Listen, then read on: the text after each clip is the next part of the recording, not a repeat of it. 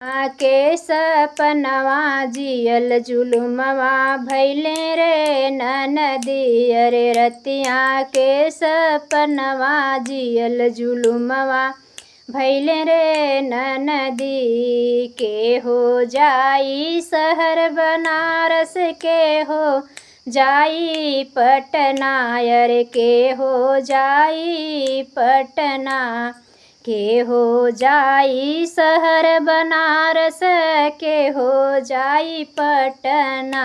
अरे के हो जाई सीमा के लड़ैया, अरे के हो जाई सीमा के लड़ैया छोटी रे ननदी। अरे के हो जाई सीमा के लड़ैया छोटी रे ननदी।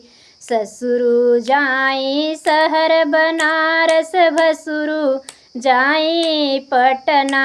अरे जेठवा जाई पटना, ससुरु जाई शहर बनारस, भसुरु जाई पटना। अरे भसुरु जाई पटना, अरे सैया जाई सीमा के लड़ैया छोटी रे ननदी। अरे सैया जाई सीमा के लड़ैया छोटी रे ननदी। रतिया के सपनवा जियल जुलुमवा भैले रे ननदी। रतिया की सपनवा जियल जुलुमवा भैले रे ननदी। रतिया के सपनवा जियल जुलुमवा भैले रे ननदी। के होलिया वै लाल साड़ी, के होलिया वै कंगना। अरे के होलिया वै कंगना, अरे के होला वै मंगिया भरी सिंदूरवा छोटी रे ननदी।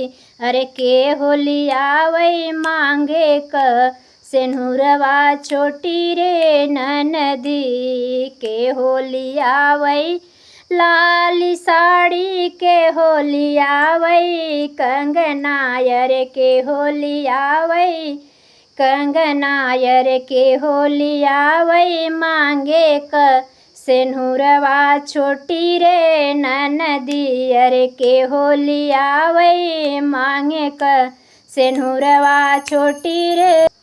ससुरु लियावै लाल साड़ी, भसुरु लियावै कंगना। अरे भसुरु लियावै कंगना, ससुरु लियावै लाल साड़ी, भसुरु लियावै कंगना। अरे भसुरु लियावै कंगना, अरे सैया लियावै मांगे क सिंदूरवा छोटी रे ननदी। अरे सैया लियावै मांगे क सिंदूरवा छोटी रे ननदी। रतिया के सपनवा जियल जुलुमवा भैले रे ननदी।